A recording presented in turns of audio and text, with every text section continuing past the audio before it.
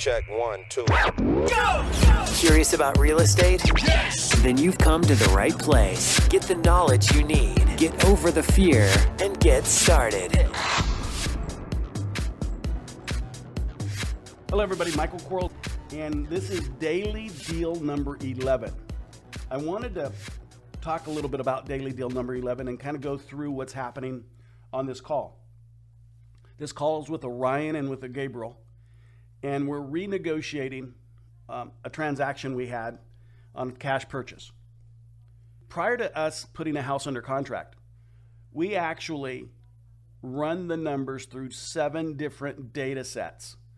So we do that to feel comfortable in what we believe the property is worth. So we're getting 7 independent opinions. And then we take it, and when we have it under contract, so we believe what it's worth based upon these 7 data sets. And then we hire a local realtor or agent or broker to give us a BPO. So they go out and do their stuff and get us a BPO to support what we think. And so we did that on this property. And our BPO came in at 169. We thought it would be somewhere around that ourselves, maybe 179. And so we were fine with it. So the next step we take, always, is we hire a professional appraisal to give us an opinion of value and a full bore appraisal. And the reason we do that is sometimes we're going to capitalize the purchase with outsourced money. And we want everybody to feel comfortable and confident that we have a property that's in fact valued at what everybody thinks it's valued at. And even if I was paying cash, I'd still want to know. And so we get this third party. Now, so we've gone through our 7 data sets. We've gone through our BPO agent. We get this third party appraiser to go out. And we view, appraisers are appraisers. And so we assume that they all have the same qualifications. This appraisal came back in. Now, keep in mind, we're buying the property at 115. We think it's worth 169 or greater. And he comes back in at a value of 109. Well, originally it was a cash purchase, and we believe his appraisal's wrong. In looking at his appraisal, and keep in mind, appraisals are opinions only. And looking at his appraisal, and I've looked at a lot of appraisals. In fact, I think I could go do one. I'm not an appraiser, but I have enough experience and understanding about property valuation that I'm equally as qualified probably as a licensed appraiser. So I'm looking at his appraisal, and I can tell he's doing it not necessarily wrong, but he's over characterizing things. He has too many subtractions on his comps. Because when I look at his comps and the subject property, I'm not seeing some of the subtractions. And if you understand how appraisals work, they subtract. If a house sold for $300,000 and it has $50,000 better work to it, or whatever it is, they're going to subtract $50,000 from that value to pull it down to get it closer to yours. That's how they do it. It's a plus and minus system on appraisals. Well, he's minusing too much. And I just don't believe it, because first of all, we ran it through our 7 data sets, which are pretty good. We did our BPO, which is an active agent in the marketplace, and who hasn't shown us any over aggressive nature. So she's not too excited, which is telling us that she's not going to overvalue. So we're just not believing it. So here's a call where we're having to call back the seller because it was a cash transaction, and quite frankly, the board is not going to allow for a cash transaction on an undervalued property. We're just not going to do it. So we had it under contract for 115. It appraised at 109. We don't think the 109's good, but we still can't do it as a cash transaction. It just doesn't make sense. I mean, we have to have a check and balance system. But as you listen to this call, listen to for a couple things. Again, it starts off at the Ryan stage, and then it goes in the Gabriel stage. Listen for the embedded commands, which are really kind of hidden. Listen for the pacing. Listen for all the things. And then at the end of the day, listen for the surprise the seller has for us. So the seller has a surprise for us because we're wanting to buy this house subject to the existing loan now. So I'll still buy it at the 115. It's a good loan. It's not a bad loan at all. It's a VA loan. I'll take it sub 2, 115 because I don't believe the 109 appraisal. But listen for the surprise that we get from the seller. So now it's kind of cool, and I don't want to give the surprise away, but it really does teach us, and when you listen to this is the takeaway. It teaches us that sellers are smarter than we give them credit for. And motivated sellers are motivated sellers, okay? I mean, you guys are going to think, man, this is just like cutting butter with a hot knife. I mean, I can do that. That's easy. But you understand the conversations that we're having with the seller and how we're pacing him and mimicking him and our tonalities and our embeds. If you start understanding all of that, we're allowing him to communicate with us by talking to him in a language he can understand. But the surprise is pretty incredible at the very end, or very in the middle of it, and we're falling forward. And it's a great call that I wanted to share. I hope you guys enjoy. These are the ones that make it all worth listening to on the way to work or the way home, or sitting in bed, or wherever you guys listen to these things, because this is real life stuff. Life, not live, but life. You can too. I mean, you can be these Alexes and these Gabriels, and if you wanted to jump into real estate investing, that you could do this too. So just understand that it's possible, and keep in mind this property is thousands of miles away from my office. We'll never see it. Here's the call. Have fun. Hello, is this Robert? It is. Sorry, my phone's being weird. Just storm blowing through. No, that is perfectly fine. Robert, I received the phone calls that you had called me today. I see a couple of them. We were actually in a meeting all day, and actually about this property. So unfortunately, I wasn't able to answer the phone calls, but now I have the time to return them. So like I had said, the meeting that we were in today was actually about your property. And I just wanted to update you, and I did want to ask, did you just buy this property in September of 2014? Approximately then, yes. Approximately then. How much did you buy it for? About what I'm selling it to you guys for. About what you're selling it to us for, so the 115? Well, a little more than that, actually. It was about 120. About 120. All right. And pretty much here's why I'm asking, because we did have to do our homework, and you had mentioned to us that you believe the property to be worth 160. And when we did our homework, that's what we found the value of the house to be as well. And we did also send an appraiser out there that we had to pay for, and the real estate broker, the real estate broker agreed, but the appraiser came back and it didn't show us the value of anywhere close to what we thought the property to be. They actually thought it to be worth around $109,000, and we do not agree with their appraisal at all. Yeah, I don't agree with that at all either. I got just appraised like 6 months ago. Yeah. So like I said, we don't agree with that. I really don't want to go off of that, and we still do very much want to buy the house. But the challenge that we're going to be going against to buy the property is that we're buying it for cash. And when I take it to the board, when they see the appraisal that has come back, it's going to be, they're not going to approve it because we're buying it cash. And I don't know if I could, but if I can push it through and get it to them to move forward, we would be looking to do it in a subject to. What's that? Subject to is, let's see here, when we take over the mortgage. Now, you've mentioned that before, but I'm not 100% sure on how you guys work, so I'm going to ask you a couple questions about that process. Of course. So when you take over the mortgage, does the mortgage get switched over to your name? And, I mean, basically, if you don't pay it, does that negatively affect my credit score? I definitely understand. Not saying you won't, but... Right, I definitely understand. And we can...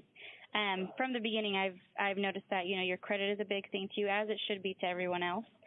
We will be making the payments monthly. Pretty much what it is that instead of paying the existing loan off now, we take over the loan and continue to make the payments on it and pay it off when we either resell it or we've paid off the property completely. We've paid you off completely. Okay, so, but if let's say you don't, or you guys forget to pay it 1 month, whose credit does that affect? You're right. That would affect yours. And, you know, there's no way of us really assuring you other than that we do want to purchase this property, and we are going to be fronting up this money. We're already asking the lenders. We've already invested, you know, what we put into the appraisal, and it may not seem like much, but it actually is. It's summing up, and it's summing up fast is what it's doing. And okay, I wish there but then, was, like, is there, like, some kind of basically protection on my end so you guys can't just take over the mortgage and then sell it and then dump the mortgage back to me? well, what would be protecting you is that the goal for us, you know, purchasing this property is that we would pay off you. Essentially, you would become our lender. And what our goal would be is for us to resell the property and, you know, make a gain off of that. So we would be losing out on that, and that's what would be the thing protecting you. Okay, so basically, if we did that, and then and then down the road, whenever you sell it, basically at that point, when you sell it, the mortgage is completely paid off at that point. That's right. Or and that's when we get paid. So we won't get paid until we pay you. Okay. And will I be notified at that point whenever that happens as well? Oh, of course. And we can set up. Let's see here. What is this? We would also be making the payments. Let me think here. Where is that? And clears out. And the monthly mortgage payments are around $800. You said, and they're current, correct? Yeah, they're all current, but they're escrowed. So that's mortgage plus insurance plus taxes, all that stuff. So PITI. Yeah, so okay. the actual mortgage is less than that, but the actual mortgage is less than that. All right. But cool. yeah, you guys would obviously have to pay the taxes too, and then insurance probably. Although you guys might be able to get a cheaper insurance policy. Right. And I do want you to completely understand what the subject to is. I know you had concerns about it earlier. Give me just 1 second, and I'm going to grab my supervisor. He's a little bit better at explaining this than I am. Okay. Okay. That would be awesome. Thank you. Yeah, hold on for me 1 second. Hello, this is Gabriel. Hi, I just wanted to know a little bit more about that process before I move forward on it, since I'm not really sure what that means, you guys taking over the mortgage legally and all that stuff. Absolutely. It follows the same process, and this is Robert? Yes, sir. All right, Robert, yeah, we haven't talked, I don't think we've been on the phone together yet. Again, my name is Gabriel, and so you have questions about Ryan's proposal on purchasing the property subject to the existing loan. That's correct. I just don't know really what that means. Okay. Well, it's very simple, because there's different ways of buying a property. One of our most common ways is just cash. That's easy and everybody understands. We take a bunch of cash over to the closing attorney's office, and what they do with that cash is just send it over to the lender, and it's all done. Another way that we could do it is, instead of taking all that cash into the closing attorney's office so that they can just simply send it to the lender, is we leave that loan in place. It's still secured by the property, and we just continue to make the monthly payment on it until we resell it. So that allows us to be able to move forward and buy your house so that you can sell it to us without having to invest all those funds and making it worthwhile, even if we can't turn around and sell it for what we thought we could to begin with when we agreed to buy it.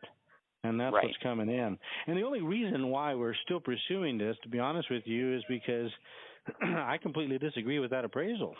Yeah, me too. I just got it appraised 6 months ago. Did you? Was it an actual appraisal? Yeah, it was an official appraisal for $159,000. Okay. I still have it too. You do? Yeah. If you guys want it, I could certainly send it to you. That'd be great. Yeah, we could certainly use that. We can certainly use that. It's the same plan, from day one. Whenever we speak to our sellers, and there's no hiding anything. We'd like to buy your house at a price to where we can turn around and sell it and make a gain. Oh, yeah. So there's no hiding any of that.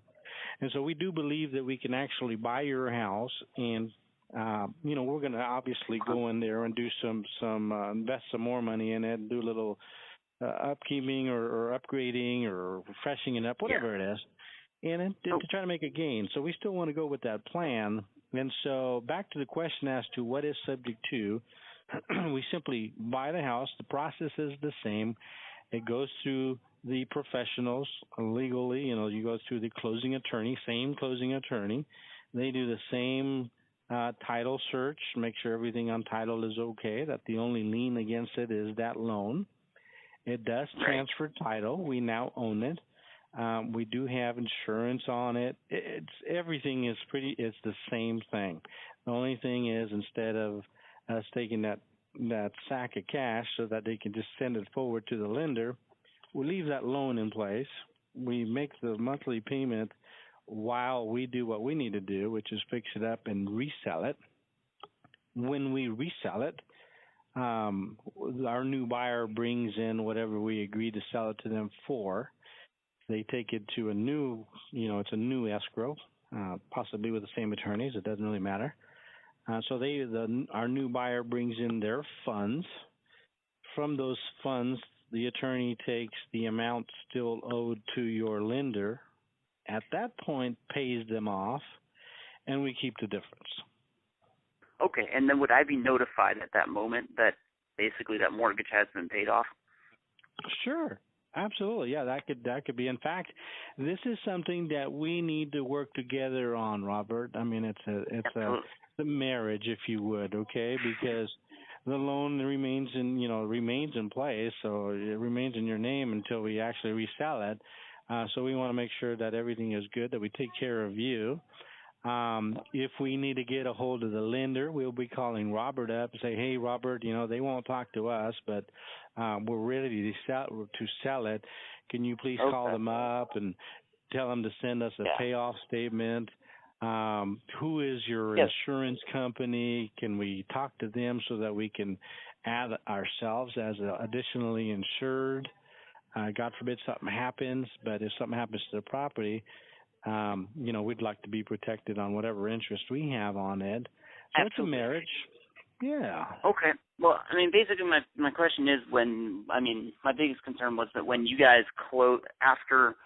when you guys sell it for your profit, when you close on it, basically just like I'm notified that, hey, it's now sold. It's going to, basically disappear off your credit now. Okay. That's all I want to know is just basically be informed on that. So as long as I'm going to be informed on that, then that's fine. And I can absolutely send you that old appraisal. I'll just go on my computer, find it, and send it to you. Like I said, did I get it appraised? I think it was November. Okay, let's do that. Are you all packed and ready to go to your next place? Oh, I'm already there. You're already there. Okay, so that house is now vacant? My wife is still technically living in it for another week or two, but until she finishes up her work there, and then she'll come out here. Well, we definitely but anytime you guys want to close, you can close as soon as possible. She's already got a friend who said she can stay at. So we're definitely looking to close as soon as you guys can. So.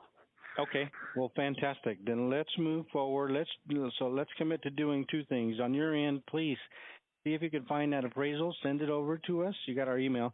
And what we're going to do is what is called, I was going to do an amendment, which basically says, hey, we're going to make these changes to our contract.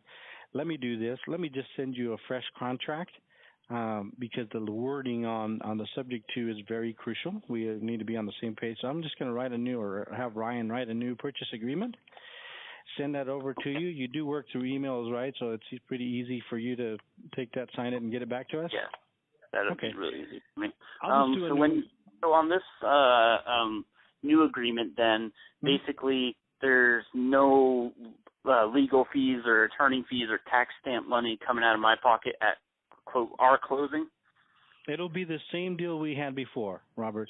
Okay. It'll be the same deal we had before. Before we said, hey, we are going to pay for the closing, the escrow, the title, the transfer. We're paying for everything. The only thing Robert will need to do is send in $900, and we're going to cover the rest of it. Okay. So it'll be the same deal. As a matter of fact, if you look at your purchase agreement that we sent you before, it actually has it on there. The first page I just wanted to make sure cash. because we were changing the way we were purchasing it. That wasn't going to change. No, that's and that I'm not going to incur any. I'm not going to incur any fees when you guys sell the house for profit. Nope. It's a same sale. We end up actually owning the property. Okay. Right. And if you look at the purchase agreement, instead of having the very first box that says all cash, it'll move that down to saying subject to the existing financing. And it'll talk about that. So that's the only thing. And we keep you abreast of it. And, of course, we're not going anywhere. You can call us at any point if you have questions on it. Absolutely. The only thing that does work is we need to make sure that the lender is okay with it. And that what that means is we're not going to go in there and asking for permission. We're just going to send them their monthly payment. Right. Okay. So that's what we're doing. And we're just the lender is Wells Fargo, so they're pretty common. I'm sure you guys have probably dealt with them before. Yes, and the lenders now there is a due on sale clause in every one of the loans, so that's why it's important that we do it correctly. I mean, every loan out there pretty much now has a due on sale clause, and what that says is, hey, Robert, you can't sell this without you paying us off or us agreeing on it. If you do, then we do have the option of saying no. Pay us in full right now. It's called a due on sale clause. We do need to make sure you're aware of that. But as long as your monthly payment comes in, I still haven't had a lender say, no, I don't want the monthly payment and I don't want the interest rate anymore. Yeah, I don't have that clause in my mortgage, I'm pretty sure, so it shouldn't be a problem. But if you could just let Alex know that I am going to email, because I'm pretty sure the email I send things to that I have for you guys is hers. So she'll be getting that appraisal from me probably in the next half hour. Okay. And we'll get you that new purchase agreement right away, too, and open up the, to send it over to the closing attorney as soon as you get it back to us, and then move forward. Okay. And do you know any projected closing dates yet, or? It doesn't take too long after that. The time-consuming part of it is actually getting our appraiser out there because they're pretty busy, and then going through our research, and after that, considering the last one I had a fight with, so probably might end at that. Unless the attorney finds something wrong, if he finds that, Robert and he had a ex-wife that shows up there, or there's other anything that kind of dirties the title, then that will delay things. Other than that, I can, maybe you said your wife is able to be out within a week or so? Any day. She could technically be out there tomorrow if she wanted to. The only thing in there is a blow-up mattress, and that's a little easy for her. So shouldn't be more than, maybe at most couple weeks. Okay. Yeah. Well, we could definitely try to get it done as fast as the attorney. It's as fast as the attorney can get it all done. We have no reason to stall it anymore. We already got what we needed. Unfortunately, it's not what we wanted. Got what we needed, not what we wanted. But let's move forward on it then. Absolutely. All right, I'll send that out, and as soon as I get that thing from you, I'll print it off, sign it, and send it back. Although, depending on when you guys close, you might not get that till tomorrow morning. That's fine. Okay. All right. Excellent. Thank you, sir. Congratulations. Thank you. Bye-bye. Thanks for listening